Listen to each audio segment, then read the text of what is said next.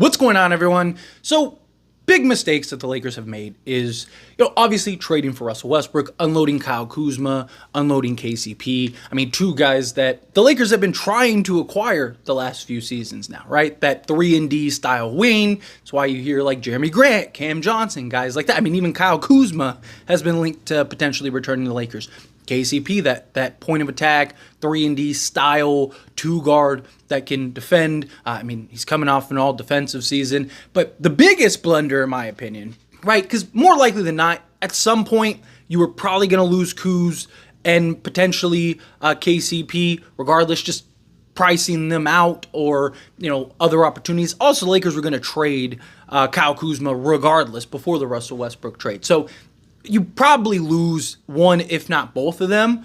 But the biggest blunder was letting Alex Caruso go, because you could have had him to this day and on a reasonable contract, right? So that to me is the one that's like kind of inexcusable. Like the KCP and the Kyle Kuzma, like that one hurts, but it's kind of like, you probably by now would have lost them. But you also may have won another championship or two in that time frame, right? And you wouldn't have to be chasing and doing all this stuff. But nonetheless, here we are. Right, and the Lakers are active in trying to find that piece or two that they can bring in to provide that defensive versatility out on the perimeter, but also give you the offense, right? Because you have Jared Vanderbilt. Jared Vanderbilt is one of, if not the best all-ball defender in the entire league. So you have him, right? But he's a guy that is very limited offensively. That's why they went and brought in, Gabe Vincent in the hopes that maybe he could be that kind of point of attack Avery Bradley type, where he's kind of the 3-and-D guy.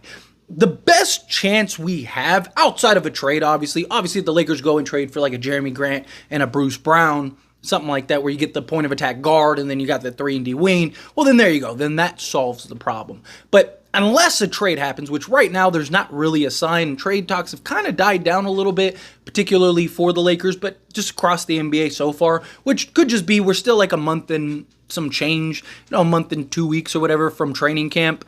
So maybe things pick up again in 2-3 weeks, hopefully, right? But nonetheless, right, our best hope is, in my opinion, Max Christie as that like KCP type player. Now, obviously, KCP has the experience. He has the proven ability to be. He's coming off of an all-defensive season, right? So he is a guy that is proven.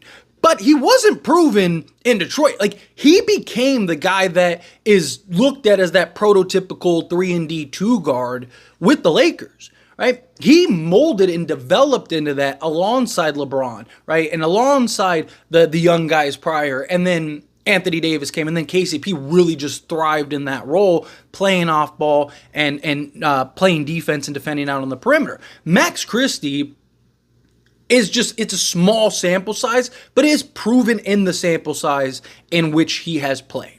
He's 40% on catch and shoot threes, not 40% overall, which he definitely needs improvement on, but we'll see what kind of strides he can take this year. And it's easier to get into a rhythm. It's easier to, hit at a better consistency rate when you get consistent minutes and you have a consistent role, rather than one night you're playing 3 minutes, the next night you're not playing at all, the next night you're playing 30 minutes, the next night you're starting, right? It's just like there was no stability with Max Christie and his potential. Now, I think Max Christie's potential is much more than a KCP type. I think he really does have the potential to be a legitimate scorer at all three levels, can defend, play multiple positions. Like, I am very high on Max Christie's upside.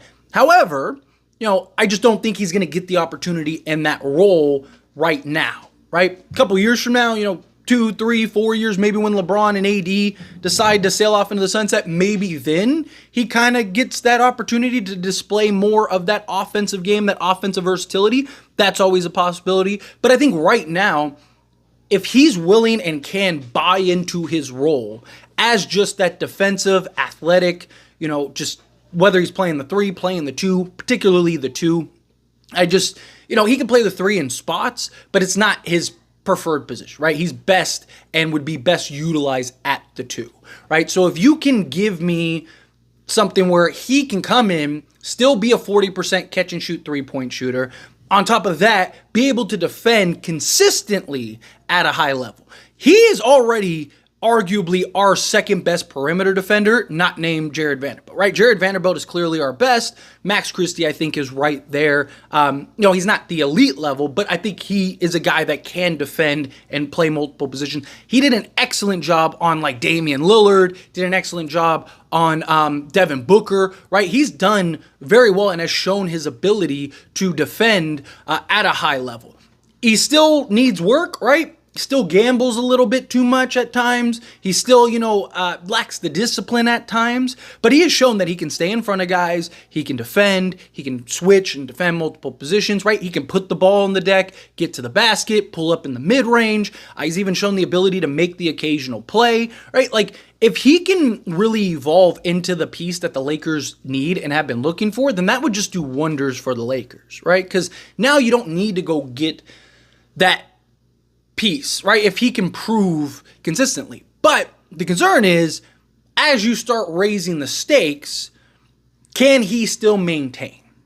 Right? For example, D'Angelo Russell is fantastic during the regular season, right? Dude is, guy plays like he's a top 20 player in the regular season. The guy's just came off of a historic season, right? Exaggerating a little bit, but no, he plays very well in the regular season. But then you get to the playoffs, and he is a completely different player, right? It's just like the moment's too big for him. And it happens to a lot of guys, right? So Max Christie, we need to see, not only can he do it during the regular season and maintain that level of consistency, but can he also do it during the playoffs when, again, the stakes are raised, and it's like, hey, man, we need you to defend. We need you to be able to knock down the open shot with regularity, right? No one's going to be asking him to give up and score, 20 points a game. I mean, that'd be great, but realistically, just looking for him probably right now, unless, again, a significant trade happens where maybe you end up having to start him, right? Like, let's say the Lakers do go trade for Jerami Grant, and then they turn D'Lo into a center or something, right? Maybe at that point, maybe you are sliding Reeves at the point, and then bringing in Max Christie at the 2 with Jared Vanderbilt, LeBron James, and Anthony Davis, and now you have a, Wendell Carter Jr. or whatever off the bench. Just an example, right? So that is something that he may end up having to get thrusted into and may end up being a need for him, and he needs to start showing that ability. But my guess is he's probably looking at like 15 minutes a night, on nights where he's just too good to take off the court. I could see him maybe getting 20 plus, but I think realistically, probably that 15 to 20 minute range. Obviously, if like D'Lo or Reeves miss a game, I think he really steps up and gets the opportunity to maybe even start or play heavy minutes. Maybe those games plays 35 minutes, but I need to see the consistency, not only with his play, but with the minutes, right? Again, it's hard to really, like Jalen Hood-Schifino, for example. So many people are already willing to write him off as a bust and think he is the worst pick the Lakers have ever made. So Lakers have made some very bad picks over the years. But how can you come to that conclusion when the guy averaged 3 minutes a game in garbage time, when you're just trying to get out of the game and there's no real structured basketball, right? And it wasn't even consistent, right? He only played like a quarter of the season or whatever, right? But in the G League, he was balling out and dominating, right? So we've seen Max Christie in the limited role at times look great.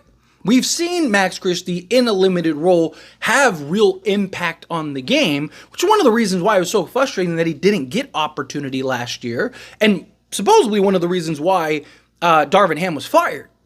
But for like a large majority of that season, we needed a guy like Max Christie. We needed a guy that could be a legit 3-and-D, 2 or 3 out on the perimeter, right? I mean, I understood Cam Reddish, because he was just so good early on defensively, right? I mean, like, almost elite level good defensively. And then he got hurt again, and then just he was not the same when he came back. So I understood early on. But then, like, when he got hurt and stuff, it was like we really had this need, and it was like, oh, the answer is to play Taurean Prince 40 minutes a game. It was just like, dude, can we just see what Max Christie can do in 20 minutes? Right? Like, same thing with Austin Reeves.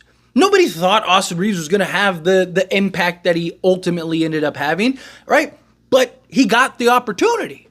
And to his credit, he capitalized on said opportunity. He went from being a guy that was just playing spot minutes and sparing minutes and inconsistent role to a guy that, LeBron got hurt and you needed a body, and then he came in and he was able to really take advantage of that to the point where now he's the starting 2, maybe even the starting point guard, right? And really emerged as that guy.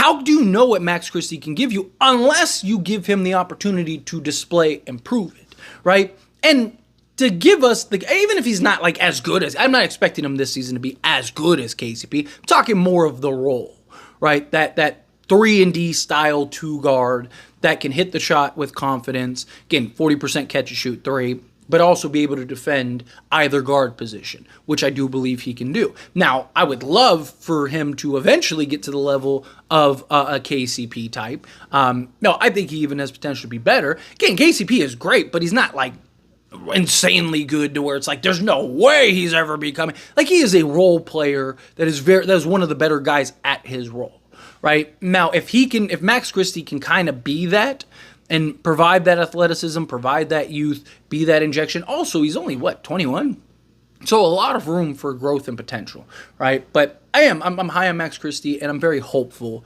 that he can make something of this season. But anyway, as always, this is a discussion. Pass a question on you. Let me know your thoughts and opinions down in the comments below. What do you think? How do you feel? What are your thoughts? Do you think Max Christie, yes, he's the guy that can really kind of step in, play that role, be a key part to the Lakers? Do you think, nah, he's just too young, too inexperienced? Again, like I said, I'm not saying he's going to be all NBA defense level, but I think he can be very good defensively.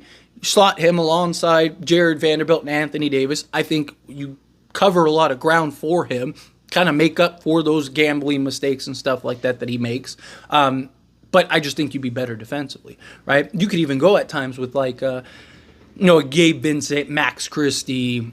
You could even go like Cam Reddish right now with a Jared Vanderbilt and Anthony Davis. If, say there's 10 seconds on the clock and you need to get a stop, right? Go with something like that. But anyway, again, how you feel, whatever your thoughts are, let me know down in the comments below. That being said, if you haven't liked this video, hit that like button. Helps me a lot. Helps me enjoy these types of videos, and I truly appreciate it. Not subscribe to the channel, hit that subscribe button. Turn on the bell notifications. Appreciate y'all. See you in the next one.